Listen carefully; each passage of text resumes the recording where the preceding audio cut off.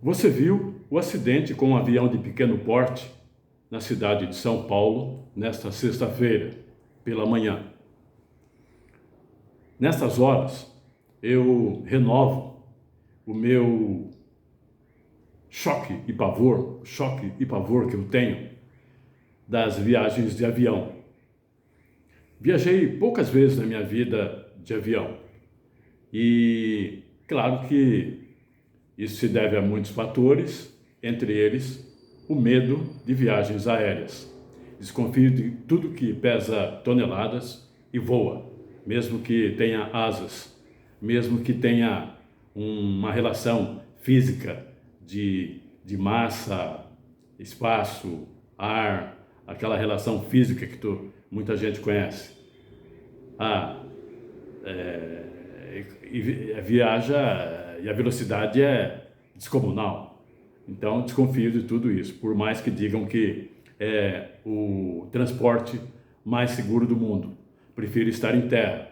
Só que em terra você também não tem 100% de segurança. Tanto é que neste mesmo acidente, pessoas no chão que estavam na avenida foram atingidas, ficaram feridas. E o desastre podia ter sido muito maior, muito mais grave do que já foi em si, gravíssimo. E o número de vítimas poderia ter sido muito maior se não fosse o imponderável de um sinal de trânsito, que naquele instante da queda estava represando o sinal, represava uma quantidade enorme de veículos que, por questão de segundos, não se movimentaram cruzando a avenida no instante exato da queda. Foi uma força imponderável, inexplicável, inimaginável. É de pensar. Nessa hora, a primeira reação é de perplexidade, porque, pelo menos ao nosso alcance, não estão explicadas as razões, principalmente quando há um acidente assim, o impacto é imediato, você fica paralisado, perplexo, sentindo a dor das vítimas, dos familiares, nasce ali uma dor, uma espécie de dor coletiva, embora elas sejam primeiramente individuais e familiares, mas o impacto de um fato como esse gera uma espécie de dor coletiva.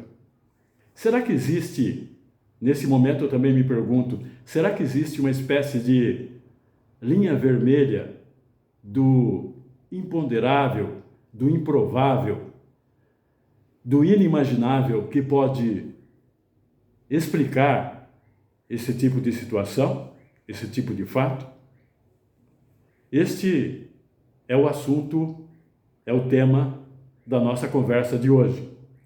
Antes, me permitam me identificar, eu sou o escritor Carlos Araújo, autor do romance O Ódio Solto no Pasto e dos livros Companheiros e Linha de Frente. Eu gostaria que, se fosse possível, você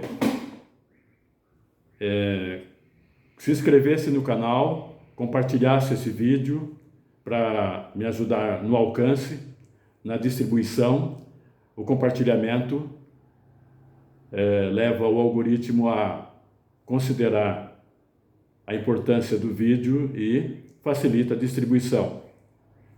E eu agradeço antecipadamente. Voltando ao tema. Olha, a minha atenção, o meu acompanhamento com essas coisas, ele tem um olhar, como não poderia deixar de ser, além do olhar humano, do sentimento que essas tragédias provocam na gente, sentimentos de tristeza, de solidariedade para com as vítimas e seus entes queridos, também eu tenho um olhar literário. A história que existe aí, geralmente, num fato como esse, geralmente é uma história de grande impacto, de grande interesse humano. E a literatura, como eu já disse, que é uma transposição da realidade para a ficção, nesse momento a literatura é muito fértil, ela diz muito, ela conta o impacto, a história como impacto.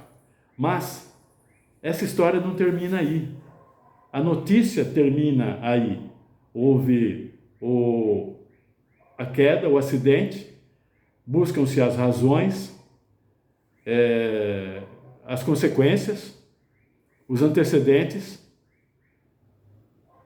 Pergunta-se se as condições, o avião estava em condições normais, regularizadas, de acordo com as normas da aviação. Isso em torno da notícia.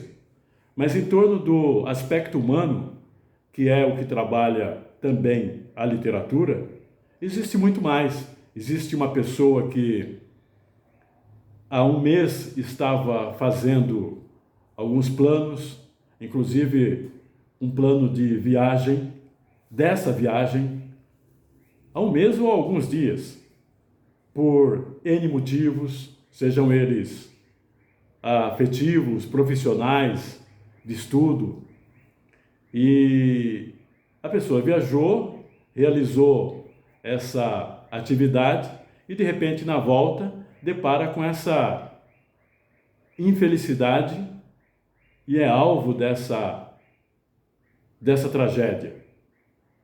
E aí existem os efeitos, os parentes, filhos, esposa, irmãos, existe toda uma camada ou várias camadas de efeitos que são ilimitados.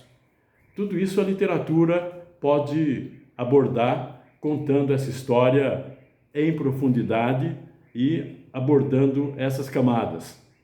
Mas nem tudo se explica. Às vezes, você não sabe o que aconteceu, na maioria das vezes, aliás. Por isso existe no campo da aviação uma caixa preta que vai tentar ajudar a decifrar os momentos que antecedem um acidente. Isso me faz recordar outros acidentes, alguns deles recentes, tão terríveis quanto e tão trágicos quanto. Recordo, em São Paulo aconteceu também, um voo curto da capital para uma cidade do interior, num helicóptero.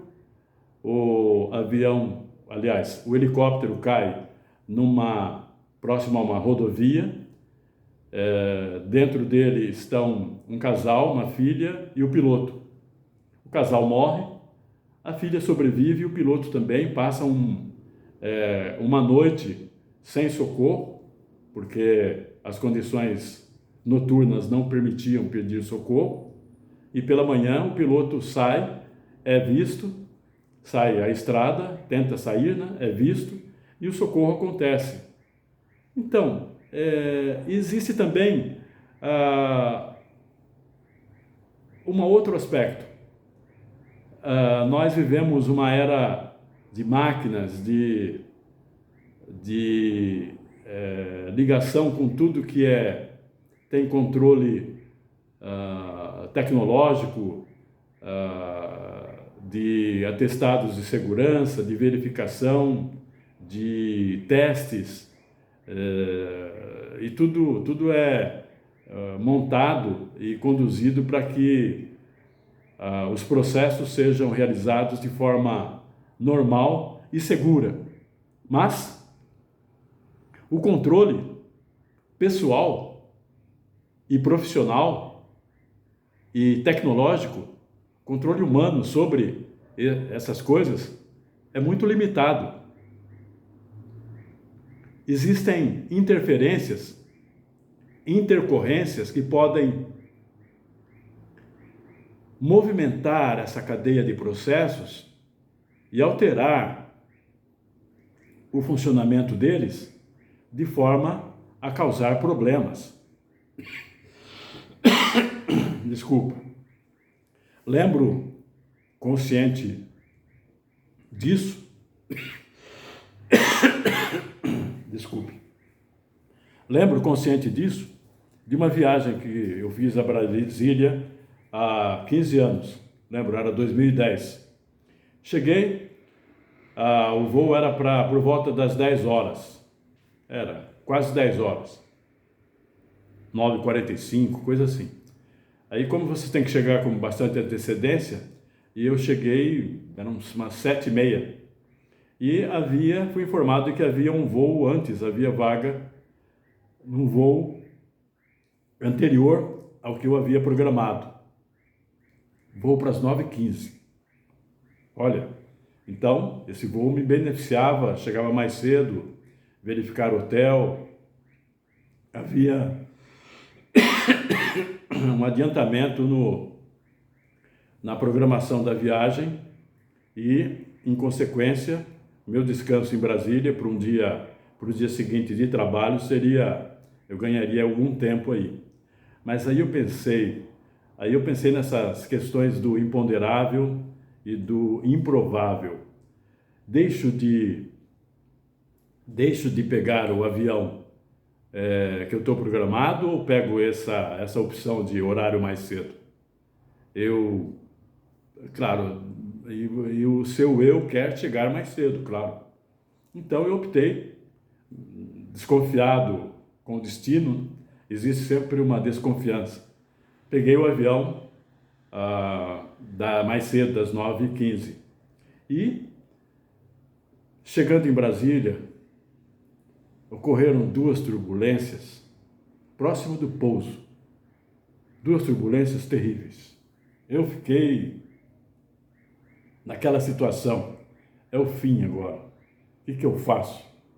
Lá em cima, milhares de pés de altura. A gente já era possível ver Brasília. Você não conseguiu, eu pelo menos não consegui nem curtir aquela paisagem noturna de iluminação da capital, que é uma visão muito bonita. Não consegui. O avião balançando e balançando, e havia lá fora a situação climática era muito difícil, cara de tempestade, você vendo raios lá fora. E agora? É duro, não é fácil não. Felizmente, óbvio, terminou tudo bem, mas foi a um custo difícil. Aí eu fiquei pensando na hora, e se eu tivesse adiado o voo, teria havido esse problema que me causou tanto medo lá em cima? Podia ter havido mesmo, mas como conseguir controlar esse tipo de decisão? É difícil. Lembro a minha primeira viagem de avião foi em 2001, 2002, era aquele modelo Fokker 100, justamente Fokker 100, 50, ou Fokker 190, não lembro o número, mas era um modelo Fokker 100, o modelo exatamente igual ao de um acidente muito trágico ocorrido em 1996, lembra? E que morreram cerca de 100 ou pouco mais de pessoas. Então, e foi uma experiência também traumática, aquele voo. Depois, houve um voo para Manaus, numa outra atividade profissional, e na volta, uma turbulência na chegada em São Paulo. Eu sempre olho para as aeromoças, quando elas passam, fechando aqueles locais onde são guardadas malas pequenas. Eu já vi, até tem ela já está recebendo informações de que vem tempestade à frente, de que a turbulência é certa. Então, eu fico olhando para a cara das aeromoças. Qualquer sinal você percebe primeiro no rosto delas. É um jeito que eu tenho de perceber a normalidade ou não, se há problemas à vista. E lembro que antes desse voo, no voo anterior, o Fokker 100, havia um problema. Por coincidência, eu havia lido o livro Caixa Preta, do Ivan Santana, que conta histórias de 3 acidentes aéreos que entraram para a história. Um deles é um acidente na década de 70, no começo da década de 70, em Paris, em que morreram brasileiros, inclusive o cantor Agostinho morreu naquele acidente. E foi um acidente que começou com um cigarro. Alguém foi ao banheiro fumar e deixou uma ponta de cigarro ali e começou ali.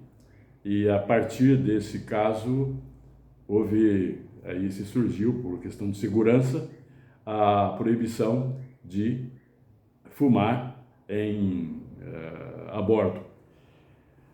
O meu livro, esse aqui, O Ódio Solto no Pasto, também tem um acidente aéreo. O protagonista, Ciro Vale, que vive muitas aventuras,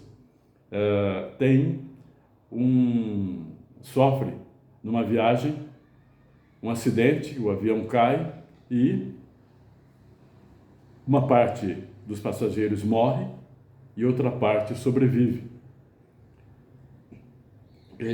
A queda ocorre numa região de selva, desconhecida, e ele, juntamente com outra pessoa, mais 2 pessoas, são encarregados de buscar socorro. Precisam buscar socorro porque as condições de segurança são precárias e de localização também. Se ficarem ali, não vão ser localizados jamais. Esta é a previsão, a projeção. Então eles saem em busca de socorro para retornar com equipe de resgate para salvar os que ficaram ali. E no caminho, os dois parceiros dele morrem, um deles numa armadilha para animal, um buraco, o cara cai, o outro também morre e ele sobrevive. Mas o que o espera também não é menos terrível. Ele é feito prisioneiro de uma guerrilha, é obrigado a lutar, ou luta ou morre. Então ele é obrigado a empunhar uma arma e lutar ao lado da guerrilha e cai prisioneiro das forças regulares contra as quais este grupo guerrilheiro lutava. Ele posto em condição ele vai ser levado a um pelotão de fuzilamento, e aí o que acontece só você mesmo lendo o livro. Acontece a forma como a decisão que ele toma nesse episódio é uma decisão muito dramática. Está aqui, esse episódio, eu não estou dando spoiler porque esse episódio é um dos muitos e sucessivos episódios desse romance, que conta uma história muito pesada, como eu digo e repito, que conta uma história que tem o ódio como fio condutor das relações humanas e de poder. Então, a aviação, os acidentes aéreos estão muito presentes, infelizmente, como risco e, tragicamente, como episódios, como fatos. Lembra, no segundo semestre do ano passado, aquele avião que caiu também na cidade de Vinhedo, em São Paulo. Então, foi terrível, um acontecimento impressionante. E esse tipo de acidente me causa muito impacto e me leva a preferir o transporte terrestre, porque o aéreo é de controle muito limitado, por mais que digam que é o transporte mais seguro do mundo, mais seguro até mesmo que elevador. Mas eu prefiro o transporte terrestre, mesmo sabendo que em terra também os riscos são inúmeros, são vastos e o controle também é muito limitado. Recordo, numa descida a Santos, tentando, ao sair da Imigrantes, para pegar um acesso para Anchieta, numa manhã, uma neblina total, e eu só tinha divisão 5 metros à frente, e atrás tudo fechado também. E eu tinha que correr, eu tinha que seguir em frente, porque não havia acostamento e eu tinha que seguir em frente. E a uma velocidade não muito baixa, porque com medo de vir por trás um outro carro, por mais que eu estivesse com o alerta aceso. Mas eu tinha pelo menos não diria uma vantagem numa situação dessa, porque numa situação dessa as vantagens são quase nulas. Eu tinha pelo menos o conhecimento da estrada. Eu conhecia ali é uma reta, mas se houvesse curva, eu conhecia cada curva, porque eu havia passado de ônibus no mesmo local várias vezes, e sempre que eu viajo de ônibus, em vez de eu dormir, eu vou olhando a estrada. E um dos objetivos, além de contemplar a paisagem, é justamente esse, tomar conhecimento do local. Porque um dia vai que eu tenha alguma necessidade de passar ali, pelo menos eu tenho de memória o trajeto. Isto me facilitou nesse momento. Mas eu lembro disso como forma de mostrar que eu tenho consciência também que viagem terrestre também é muito perigosa. E dentro do imponderável, do improvável, do inimaginável, onde a gente pode buscar explicação? Muitos buscam na religião, outros buscam na filosofia. Eu busco na literatura e na história também.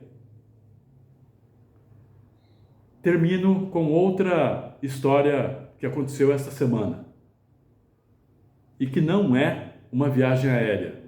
Olha, uma jovem, acho que ela tinha 26 anos, numa viagem de turismo, ela vai à Bahia, entra numa igreja e o telhado da igreja cai e ela morre.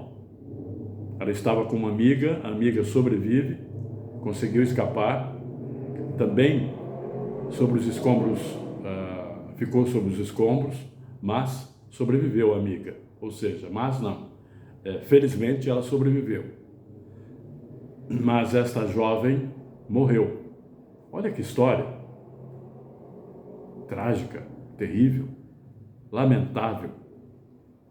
Imagina a dor dessa família, dessas famílias, de todos esses acidentes.